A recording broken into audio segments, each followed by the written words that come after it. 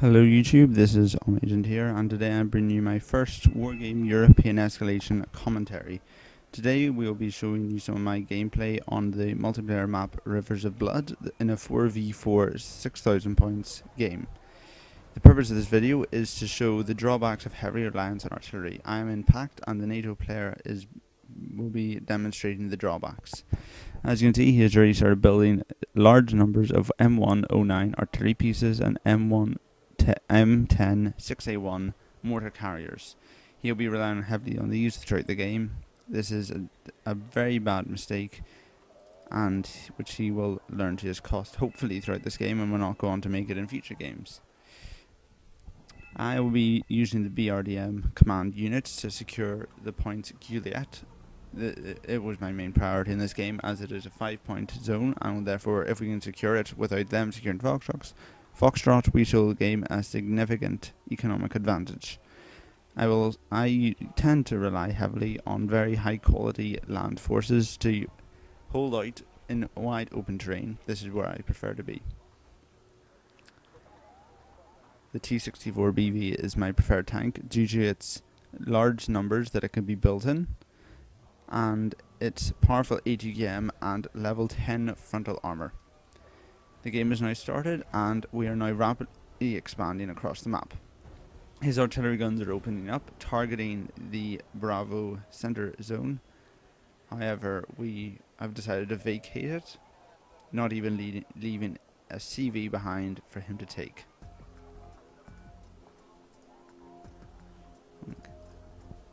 Now both sides have expanded. I have already secured Juliet. It was a fairly risky maneuver, considering the fact that he could have rapid response helicopters attacking it immediately. But I have secured my forces with two 2K-2GM Tunguska anti-aircraft units. These are both autocannons and medium-range anti-aircraft missiles, and I have vetted them to make sure they are deadly accurate. He is now using his BO-105CB scout helicopters to spot my advancing units and target them with artillery to rout them and prevent any attack. A very effective strategy, but they must be constantly microed to ensure that they remain out of range of enemy anti-aircraft units. As you can see, my forces are advancing. His helicopters have picked them out. However, he is still focusing on this area, and my Tunguskas are moving dangerously close to his helicopters. As you can see, they have stopped and have opened fire, and within a matter of seconds they have reduced his helicopter to ash. He has now launched his offensive with mortar carriers and Rolands. However, my PR Conquerors in the woods released their ATGMs and will therefore put an end to this. He has brought in some Apaches to help out, but my Tunguskas on this side will make short work of them. Although they do not kill the Apaches, they definitely scare them off, stalling this attack run. Over here, my ally has launched several helicopters.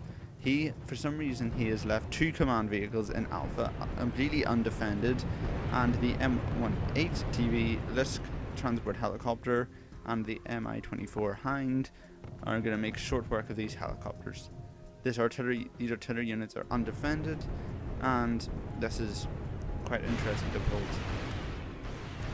There's a very good piece of advice there: never leave any artillery or command vehicles undefended from any kind of form of attack, at least at a basic level. Say 1 infantry unit, 1 autocannon, AA unit, anything. Just make sure they are defended. As you can see, he has now lost control of Alpha, and he cannot resupply units to combat this attack. We have noticed that his heavy reliance on artillery, and as such, I am now sending my entire attacking force into it. He is now, luckily for him, he is moving some of his artillery units. It's closer to the front line for greater accuracy, so they will be saved the carnage that is to follow. The helicopters are now being kept at bay, and Flak Panzer Gepard A1 anti-aircraft artillery is moving up. This is going to stop my ally from attacking, but I'm coming to the rescue with my 4 T-64BVs. These are very dangerous and very powerful tanks, and against artillery that can't even shoot at them, this is going to be a walkover. As you can see, he has moved up. He cannot pass through these lines of 80 km equipped infantry, and has moved up to secure hotel. The T-64s are now pushing in, wrecking the artillery, and will be surely targeting the Flak Panzer Gepards, meaning that my allies' helicopters can easily advance and eliminate any other threats that my tanks might not be able to deal with. As you can see, he is now reacting to the helicopter threat. Because he has lost his Alpha, he must resupply from Gulf, meaning that by the time his troops get there, they are already outmatched by our reinforcements. Roland 2 Chaparrals and AA equipped infantry are not going to do much to C-64s. As you can see, we are capturing the supply depots and the forward operating bases, is neutralizing one of the few weaknesses of the T-64s, the fact that they run out of ammo very quickly. Now that they are being resupplied by the enemy's own resources, this is going to be a very hard force to knock out. As you can see, he is rushing in with Cobras, forgetting that the Tunguskas are in range, and quickly you are shot down, only managing to stun one or two of my T-64s. As you can see, the line is now fairly even along all sides. He has got a fair defensive line here with Abrams, Rolands, Flak Panzers, mortars, and anti-tank equipped infantry. However, this is not the side he should be worried about. This definitely is, as my T-64s are now wrecking through his AA defences. The Chaparrals will fall very quickly, leaving the Hinds and transport helicopters very exposed. My ally has now brought a TOS-1 Buratino into striking range of the remaining artillery clusters. There's one volley of this is all it can fire without needing to resupply, but that's all it needs. A good volley from the Buratino will cripple anything in the game. The volley is now away. He is now reinforcing with supply helicopters equipped with soldiers from mass. Again, the Tunguskas prove their worth, swatting down the helicopters, and will be using their powerful autocannons to reduce the remaining infantry to ashes. The Chaparrals are now running out of missiles and are therefore completely useless without supplies, which will be hard to find. And now I am bringing a T-80 BV battle tank up to try and reinforce this defensive line here, just in case they attempt to break through, as my Conquerors are now running out of 80 kms, and supplies might be tricky due to the artillery, which can reduce supply trucks to twisted metal very quickly. The T-80 BV is now in range, and the Abrams is now going to have a serious fight on its hands. He's reinforcing it with other Abrams and Ito keeps. This will be very dangerous and will mean that any attack here will be doomed to failure. At present, I'm now currently holding my line here. I'm sending what I have to try and take out the Chaparral and the Chasseurs from us to secure the Anna sector from Ally to bring in a CV. The T-64s were the focus of the artillery barrage before it was destroyed by the Buratino and are therefore not available to me at this time. He is now bringing in more Cobras, hoping that the Tunguskas will be out of missiles, or he'll be able to overwhelm them. However, due to his FOBs that he graciously left behind, these Cobras are not going to do anything. He is also preparing a dual-pronged attack across both bridges, comprising of a large number of Leopard 181 battle tanks and Abrams main battle tanks and Ito keeps.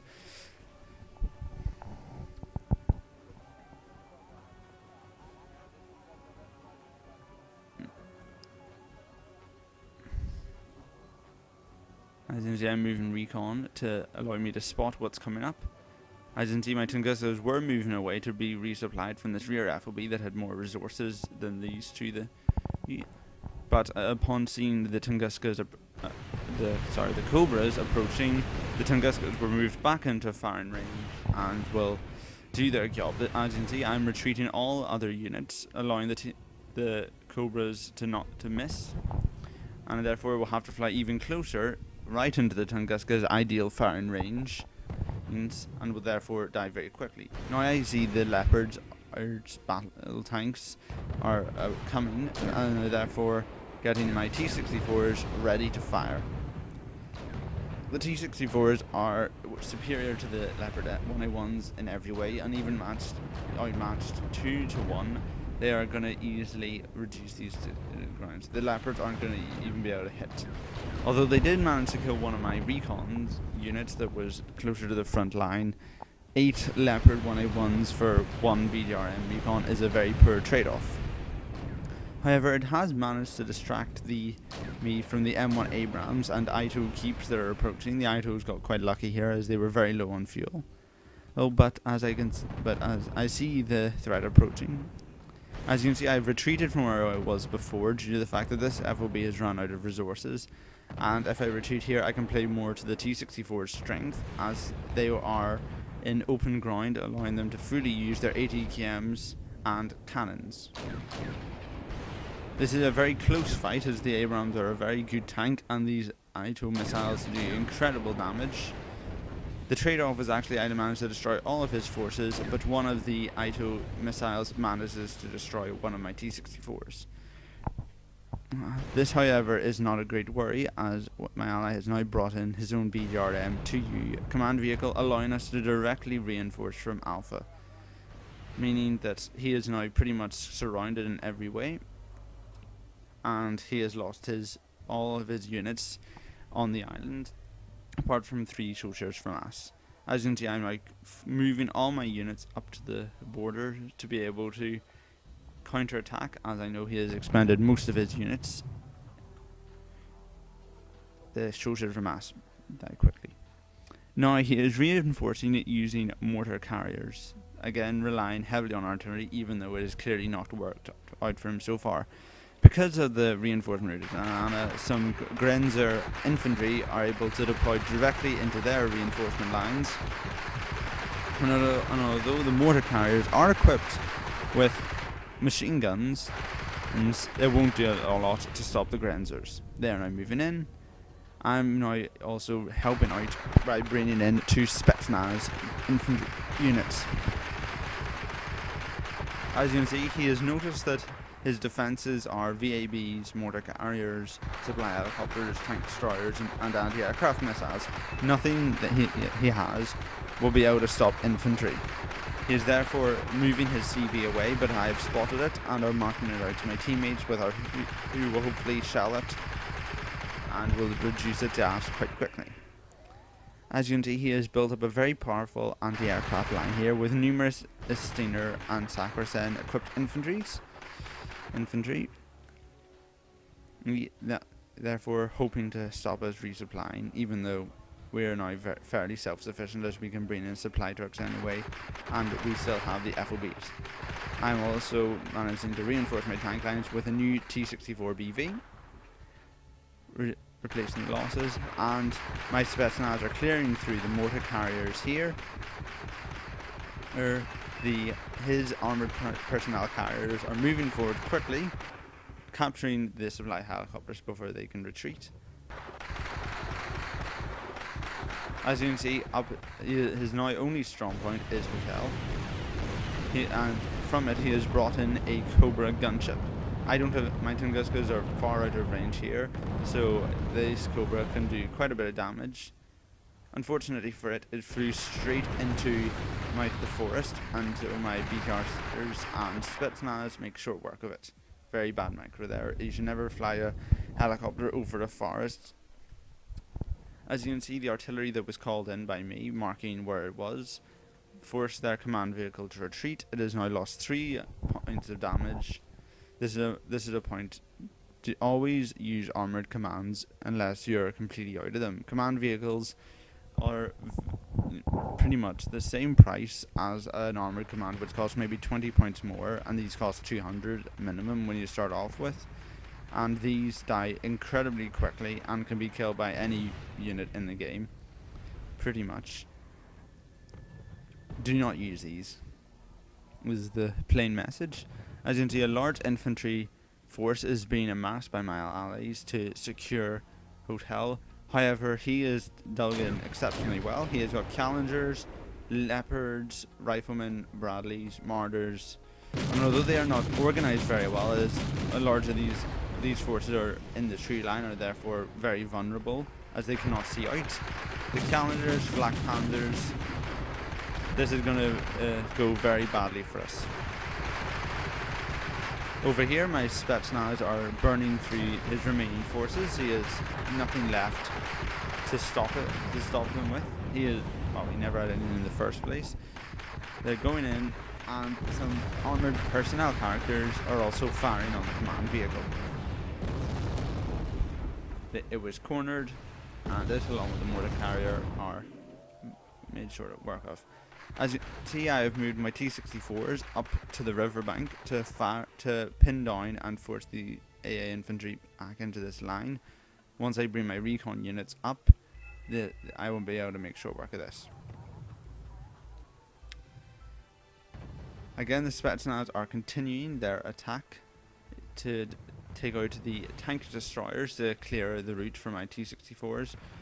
Unfortunately, they have been fighting for a long time and are running low on grenades, and because their RPGs are napalm equipped, they are very ineffective against armour. They have run out of ammo, and now this is a stalemate. Neither side can really attack the other, and because of the hill, neither can even see each other. This is a very good point in Wargame. Always take account of the altitude of your units. As you can see, he has managed to successfully hold on to Hotel and is sending Cobras out. I sent in a Havoc to assist with the attack, but I was busy micromanaging my Spetsnaz and ensuring they were resupplied, and this is a waste of a Havoc. It wasn't a good move on my part. However, these anti-aircraft missile units are going to make short work of the Cobras, as well as my ever faithful Tunaguskas. We have now definitely secured Alpha, and now that I have the recon units, my T-64s are firing on their infantry, taking out one of the few strongholds he has left. Again, Cobras flying over infantry. This should never happen ever. As you can see, my supply trucks have managed to resupply my Spetsnaz. Unfortunately, one of them got too close to these units here, and was captured. However, the other three made it through. The Spetsnaz are already equipped and are now ready to chase the tank destroyers into firing range of the APCs. At the moment, I am now concentrating on eliminating any other pockets of forces he has left. My allies have launched a large-scale attack into Charlie to ensure Hotel to ensure it is destroyed. However, they are not micromanaging very well. They've put a lot of tanks in the forest where they cannot see at all, and he has equipped 4 soldiers from us, which are very dangerous forces, good anti-infantry and good anti-tank.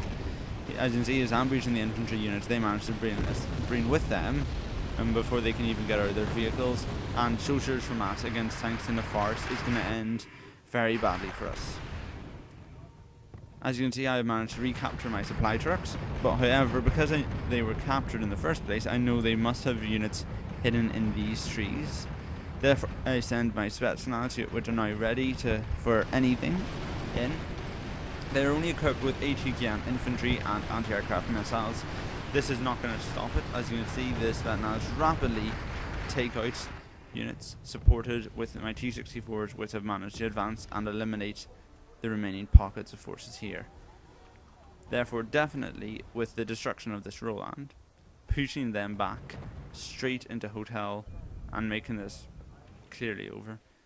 The soldiers of Hamas have managed, however, to hold up very nicely against the T-72s and PT-76 recon vehicles, and have managed to hold the attack off, allowing them to resupply even more mortar carriers, transport helicopters with infantry in them, and some HIMET supply trucks. We are now bringing all our forces to bear on Hotel, as this is the last pocket, and we are consolidating our position across the map, sending command vehicles into these areas. We know they are fully enclosed in there, and therefore there isn't really that much of a danger using unarmored command vehicles. With that, the final player surrenders, ending the game. Total victory for Warsaw Pact, with defeat for NATO. In that game, I managed to kill 3,208 units more than any other player, and only lost 782. Very well, that is the end of the game. I hope to bring you another Wargame European Escalation video tomorrow.